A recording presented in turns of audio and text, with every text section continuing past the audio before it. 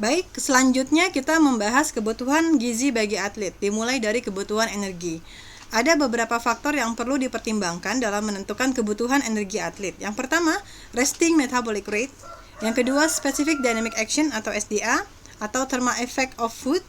Yang ketiga, aktivitas fisik. Yang keempat, faktor pertumbuhan bila atlet tersebut sedang dalam masa pertumbuhan. Dan yang terakhir, latihan fisik. Ya, kalau kita menentukan kebutuhan energi orang biasa non-atlet, biasanya kita hanya mementingkan 4 hal, yaitu resting metabolic rate, SDA, aktivitas fisik, dan faktor pertumbuhan saja. Tapi untuk atlet, kita tambah satu faktor lagi, yaitu latihan fisik. Anda sudah saya jelaskan di pertemuan sebelumnya apa beda aktivitas fisik dengan latihan fisik. Ini tolong dibedakan ya. Jadi jangan sampai kita keliru antara memilih skor untuk aktivitas fisik dengan latihan fisik. Kita akan lihat pada sesi selanjutnya. Kita bahas dulu dari faktor yang pertama, yaitu resting metabolic rate ya. Kalau teman-teman pernah belajar di mata kuliah gizi dasar ya, banyak faktor atau banyak rumus yang bisa digunakan untuk menentukan atau menghitung RMR atau BMR. Ada rumus BMR dari Harris Benedict, ada dari Aun et al, ada Mifflin, ada Cunningham, ada WHO, atau bahkan perhitungan sederhana yang hanya sekedar menghitung 40 kilokalori dikalikan dengan kilogram berat badan. Yang mana yang saya bisa pakai, silahkan pakai yang mana, apapun is okay. Meskipun begitu, Burke tahun 92 sebenarnya juga sudah mentabulasi ya BMR untuk laki-laki dan perempuan berdasarkan berat badan. Ini tabel laki-laki, sedangkan berikutnya adalah tabel perempuan. Jadi Anda boleh juga kok pakai tabulasi ini ya. Misalnya kalau untuk umur 60, laki-laki usia 20 tahun gitu ya, maka dia kebutuhan BMR-nya adalah 1589 gitu ya. Nah, silahkan saja, boleh mau pakai rumus yang mana, mau pakai tabel ini pun langsung juga silahkan. Baik, itu tadi BMR. Sekarang yang SDA, Specific Dynamic Action. Teman-teman telah ketahui sebelumnya bahwa SDA adalah jumlah energi ya, perkiraan jumlah energi yang digunakan oleh tubuh untuk memproses, mendigesti makanan yang kita asup gitu ya. Jadi ada yang namanya diet induced thermogenesis, jadi semacam penghasilan energi atau panas yang diakibatkan oleh pengolahan makanan dalam tubuh ya. Karena meningkatnya energi ya, akibat meningkat pula rate metabolik akibat makan. Nah, kalau kita makannya yang bersumber karbohidrat, peningkatan energinya sekitar 5-10%. Kalau kita makan lemak, ini peningkatan energinya rendah ya, hanya 0-5%. Kalau konsumsi protein, peningkatan energinya bisa sampai 20-30%. Dan kalau kita konsumsi alkohol, maka peningkatan energinya bisa sampai 20%.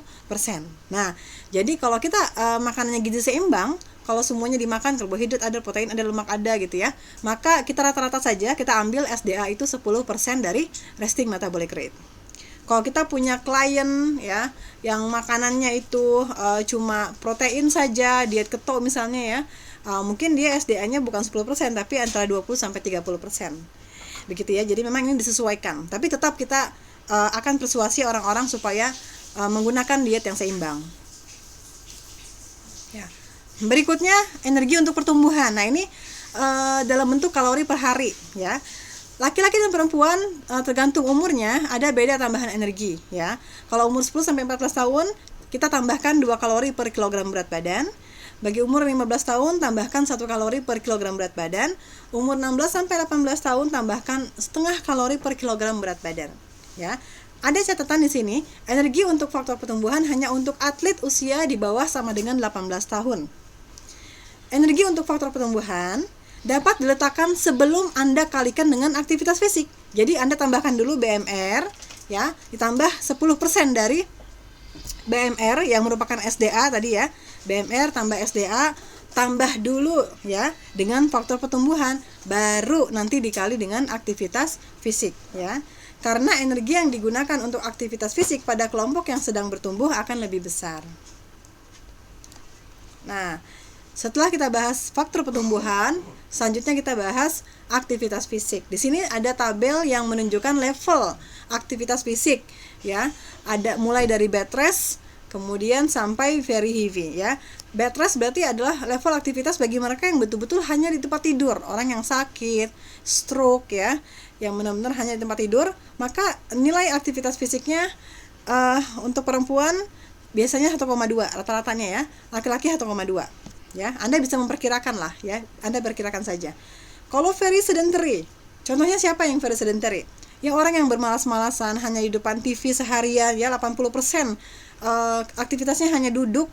Orang-orang kantoran yang hanya duduk atau hanya di depan TV gitu ya, di depan layar, sampai 80% dari kehidupannya 24 jam, bisa kita katakan dia masuk very sedentary ya. Skornya 1,3 untuk perempuan dan laki-laki juga sama. Ada yang sedentary maintenance ya, sama seperti yang atas tadi ya, tapi dia ada kegiatan sedikit-sedikit, mungkin dia ada sedikit dia bersih-bersih rumah, sambil ngelap-ngelap jendela, ngelap kaca, sambil jalan sedikit ke halte atau ke warung membeli kebutuhan sehari-hari gitu ya. Jadi mungkin aktivitas duduknya sudah turun ya, hanya 60% sampai 70%, maka kita masuk sedentary maintenance. Jadi dia sedentary ya, hobinya atau kerjanya hanya duduk saja atau menonton TV saja di depan layar, tapi masih ada kegiatan yang membuat dia bergerak, itu namanya masuknya sedentary maintenance ya.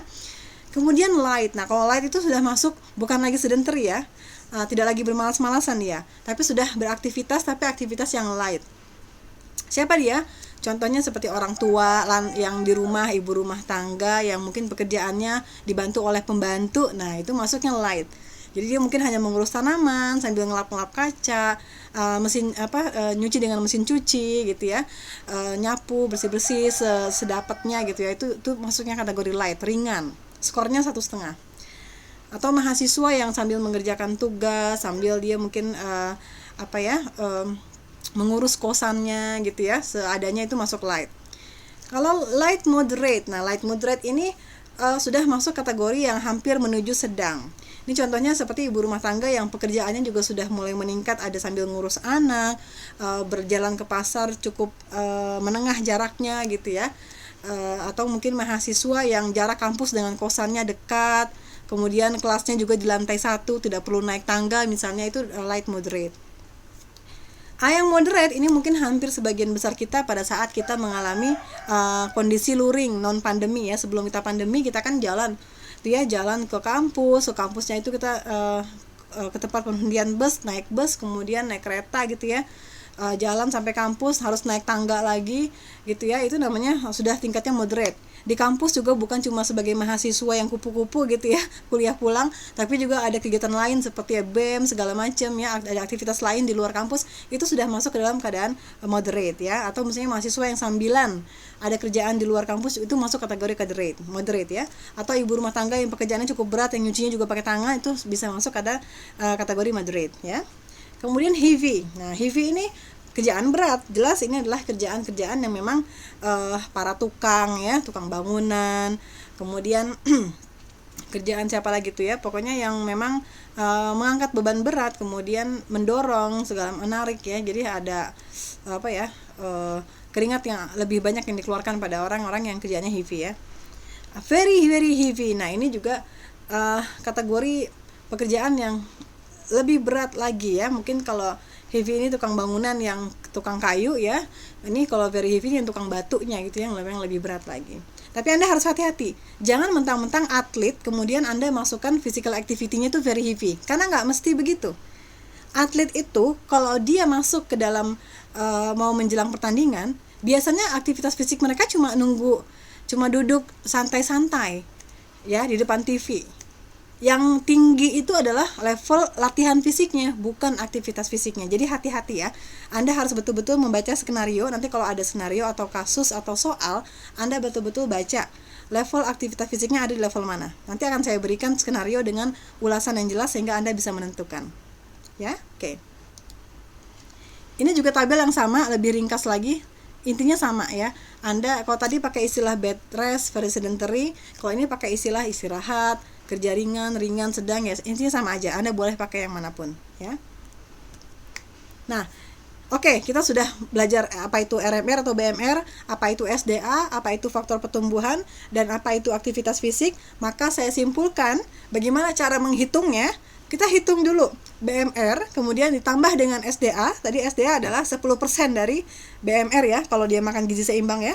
Kemudian ditambah faktor pertumbuhan dulu, kalau dia atletnya 18 tahun ke atas. Kalau tidak 18 tahun ke atas, tidak perlu ditambah faktor pertumbuhan, hanya BMR tambah SDA. Oke ya. Baru setelah ditambahkan, baru dikalikan dengan aktivitas fisik. Semoga dipahami ya. Apakah cukup sampai di sini? Tidak. Kalau untuk atlet tambah satu faktor lagi, yaitu latihan fisik. Oke, sekarang kita masuk estimasi energi saat latihan, satuannya kilokalori per menit. Ya, kilokalori per menit. Oke. Bagaimana cara menentukannya ini? Di sini ada tabel. Kolom kiri adalah jenis latihannya, kolom kanan adalah berat badannya. Di sini dia tidak membedakan jenis kelamin ya. Jadi kita hanya perlu memperhatikan berat badan dan jenis latihannya saja. Contohnya bagaimana? Misalnya, balap sepeda yang kecepatannya 9 km per jam, berapa banyak muncul kalori? Kalau berat badannya 50 kilo, maka dia butuh 3 kilokalori per menit. Anda tinggal kalikan dengan berapa lama dia latihan. Kalau sekali latihan misalnya 60 menit, ya Anda tinggal kalikan 3 dikali 60 menit. Oh, berarti selama latihan, atlet sepeda tadi akan membutuhkan kalori 3 dikali 60, yaitu 180 kilokalori per menit. Ya, jadi yang ada tabel ini hanyalah angka-angka koefisien kilokalori per menit. Atau bola voli misalnya, seorang atlet bola voli dengan berat badan 70 kilo, berapa kalori dia butuh untuk latihannya itu? Nah, kalau bola voli berat badannya 70 kilo, maka dia butuh 4 kilokalori per menit. Kalau dia latihan volinya 1 jam, maka dia harus dikalikan dengan 120 menit. Ya, 60 menit ya. Oke, jadi 4 dikali 60, 240 kilokalori per menit. Itulah energi untuk latihan bola voli selama 1 jam. Ya, semoga dapat dipahami. Tabel ini apakah lengkap Bu untuk semua olahraga? Tidak ya, ini dapat dari Kemenkes. Kebetulan Kemenkes tidak merangkum semua jenis latihan fisik. Tapi nggak apa-apa, Anda kalau misalnya ada jenis olahraga yang tidak ada di sini, Anda bisa cari di sumber lain.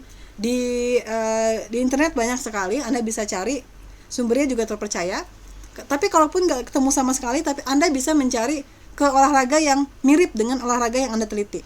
Misalnya di sini tidak ada olahraga taekwondo misalnya, adanya karate, ya udah kita ambil karate karena kita anggap paling mirip dengan taekwondo, itu is okay, nggak apa-apa. Karena memang ini butuh banyak penelitian lagi untuk bisa mencari nilai kalori dari latihan. Ya, ini saya perbaiki ya, ini kakal per menit. Ya, jadi ini tabel halaman berikutnya ya, nanti Anda bisa baca-baca sendiri. Ya, ini halaman berikutnya masih sama ya. Oke, sekarang kita coba latihan. Teman-teman ambil kertasnya, ambil alat tulisnya, siapkan kalkulator yang ada di HP. Kita coba latihan. Perhatikan bahwa energi latihan adalah lama latihan, ya, tadi saya bilang ya, dalam menit, dikalikan dengan energi tadi yang ada di tabel. Jika dalam seminggu latihan setiap harinya berbeda, kan ada tuh orang yang seminggu latihannya ada yang hari Senin, Selasa, ada yang Selasa, Rabu, Kamis gitu. Maka lama latihan untuk seminggu ya, ini dijumlahkan dulu. Kalau kita mau cari lama latihan sehari, kita pakai rata-rata seminggu ya. Kita jumlahkan dulu untuk seminggu ya, seminggu itu dia berapa hari totalnya latihan. Dikalikan dengan menitnya baru dibagi dengan 7. Jadi kita perlu mendapatkan nilai energi latihan untuk perharinya, pakai rata-rata saja.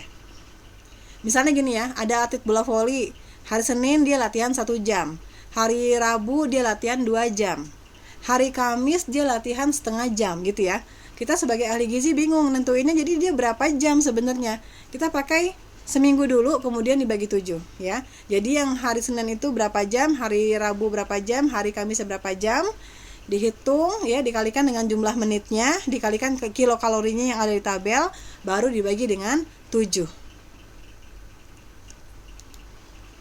Nah, ini soalnya ya. Seorang atlet dengan berat badan 60 kg berlatih voli dengan jadwal latihan sebagai berikut dalam seminggu. Hari Senin latihannya jam 8 sampai jam 10. Hari Rabu latihan jam 16 sampai 18. Hari Jumat latihannya jam 7 sampai jam 9. Pertanyaannya, berapa rata kebutuhan energi latihan sehari? Nah, gitu ya. Totalkan dulu semua dalam seminggu. Ya. Dari jam 8 sampai jam 10 ini 2 jam. 2 jam berapa menit? Kalikan dengan energi latihan bola voli untuk berat badan 60 kilo. Silakan cari di tabel. Ya. Kemudian untuk yang hari Rabu 16 sampai 18 ini 2 jam. 2 jam itu 120 menit dikalikan dengan kilokalori voli. Kemudian Jumat ini juga 2 jam, 120 menit dikalikan kilokalori untuk voli. Kemudian di total semua ya, baru dibagi dengan 7. Ya, ini jawabannya ya. Jadi atau bisa juga di total semuanya. Kalau latihannya sama ya, latihannya voli semua ya udah bisa kita total dulu semuanya 6 jam 360 menit ya. 6 jam dari mana? 8 10 16 18 7 9 ya. 6 jam itu 360 menit dikalikan dengan energinya latihan voli yaitu 3 kilokalori per menit ya. 360 dikali dengan 3 1080 kilokalori total seminggu ya. Nah, kalau untuk mencari seharinya maka kita bagi dengan 7. 1080 dibagi 7 adalah 154,3 kilokalori. Inilah yang ditambahkan pada hitung-hitungan kebutuhan energi tadi. Oke, sekarang kita masuk lagi kepada studi kasus 1. Kalau tadi kita hanya coba menghitung latihan fisik, sekarang kita coba menghitung kebutuhan energi ya. Ingat rumusnya ya. Tadi BMR tambah SDA tambah faktor pertumbuhan kalau masih pertumbuhan kali aktivitas fisik dan jangan lupa ditambah latihan fisik. Energi latihan fisik ya.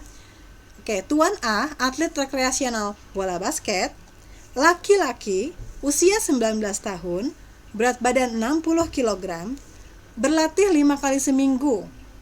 Ya, 5 kali seminggu nih. Sekali latihan 4 jam, ya. Setiap harinya itu 4 jam.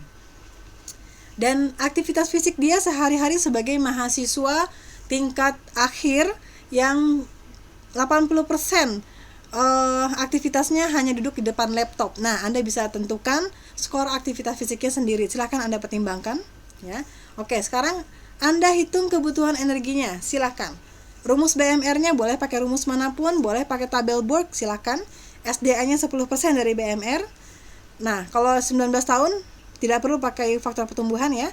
Langsung Anda kalikan dengan aktivitas fisik tadi sesuai penjelasan saya. Lalu tambahkan dengan energi dari latihan fisik yang 4 jam 5 kali seminggu. Latihannya latihan voli. Oke, silakan.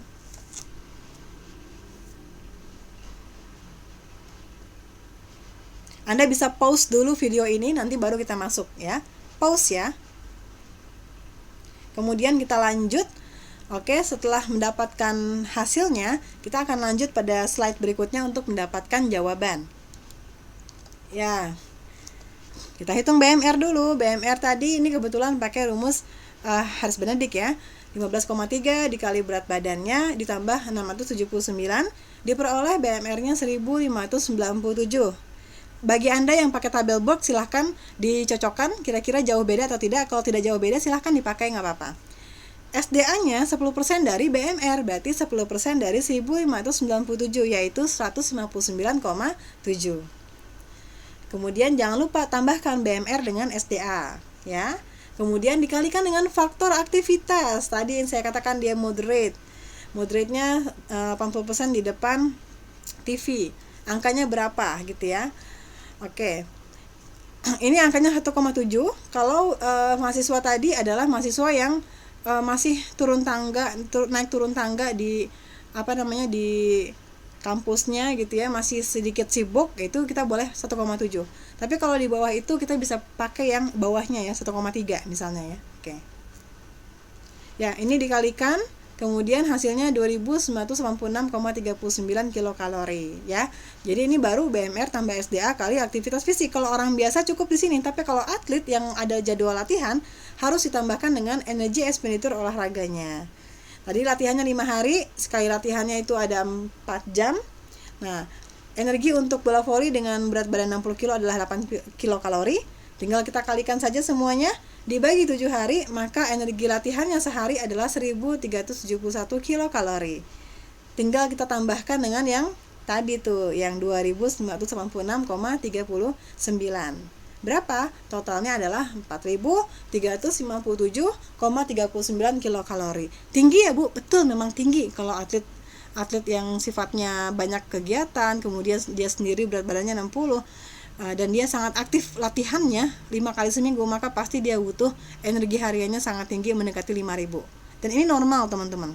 Kalau orang biasa mungkin 2.000-an, dia sampai mendekati 5.000, dan itu normal. Nanti Anda akan lihat di tabel kebutuhan energi para atlet bisa sampai 12.000 kalori per hari. Baik, kalau tadi kita sudah bicarakan tentang menghitung energi, maka yang berikutnya kita bicarakan bagaimana menghitung kebutuhan karbohidratnya. Ya. Untuk dalam rangka belajar, teman-teman saya harap bisa memilih angka absolut untuk kebutuhan karbohidrat. Kenapa? Karbohidrat ini harus ditentukan secara presisi. Karena karbohidrat saya bilang di pertemuan sebelumnya adalah merupakan bahan bakar utama atlet saat berolahraga. Kalau